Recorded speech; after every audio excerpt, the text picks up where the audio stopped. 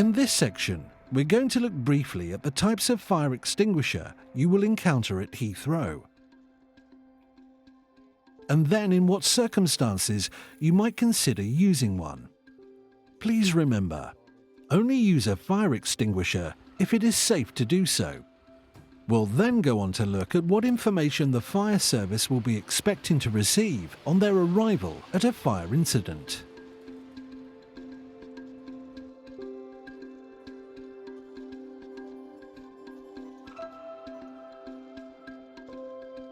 There are various types of fire extinguishers located across Heathrow's buildings. In many cases, the extinguishers provided will be in a pair, with one containing water and the other containing CO2.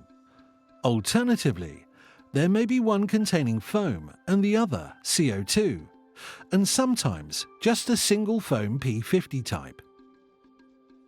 Fire blankets will most likely be found in kitchen areas, as these can be used on cooking oil and fat fires. Water extinguishers may be used to tackle fires of paper, wood, and fabric only.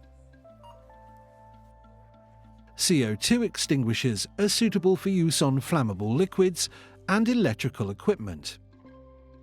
Foam extinguishers are for use on paper, wood, and fabric, as well as flammable liquids.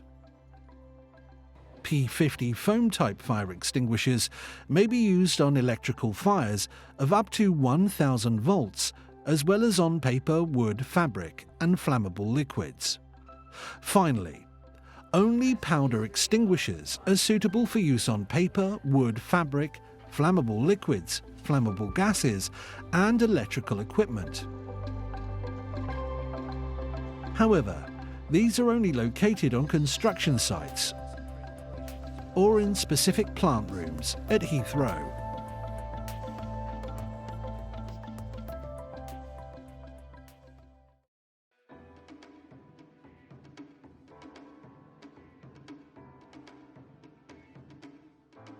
In the event of a fire, the very first course of action must be to raise the alarm to allow as much time as possible for people to evacuate the building to a place of safety.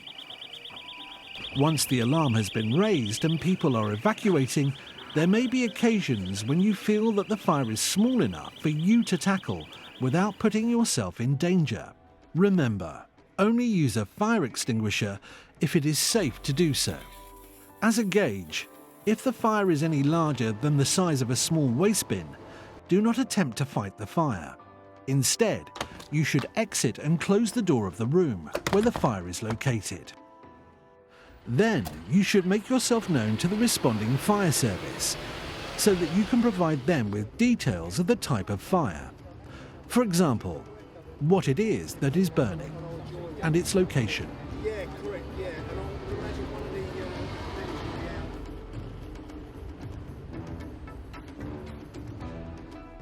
If the fire is small enough for you to consider tackling it safely, you should take the following steps. Locate a suitable fire extinguisher. If you're in doubt of the correct type to use, evacuate the building. Once you have obtained a fire extinguisher, reassess the fire to ensure it has not grown to an unmanageable size. If it has, evacuate the building. If you feel it is still safe to tackle the fire, you should next ensure that there are no hazardous materials or pressurized cylinders nearby which may ignite or explode. If there are, then evacuate the building.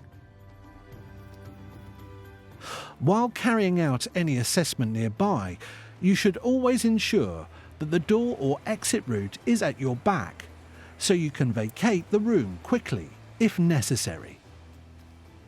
Then attempt to extinguish the fire, ensuring that your exit route remains clear.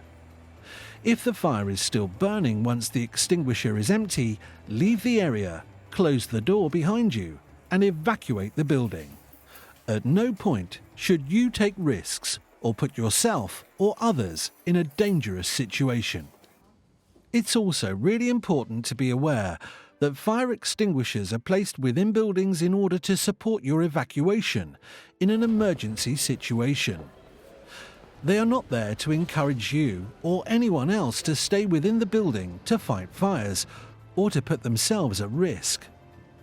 If you are in any doubt about the correct type of extinguisher to use, you must exit the building and leave the firefighting to professional firefighters.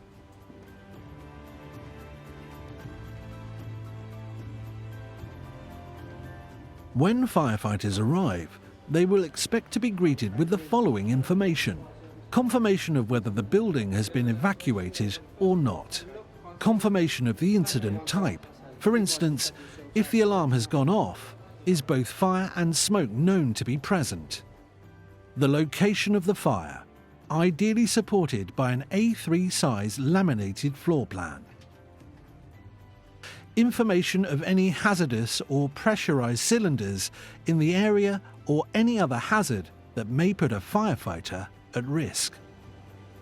The location of the nearest hydrant. Information relating to dry or wet risers or falling mains that can support firefighting. The majority of this information should be made available at the time of arrival to the incident. In certain locations, this information will be found in a fire information point or girder box for the fire service to access upon arrival. Now it's time for questions on this section.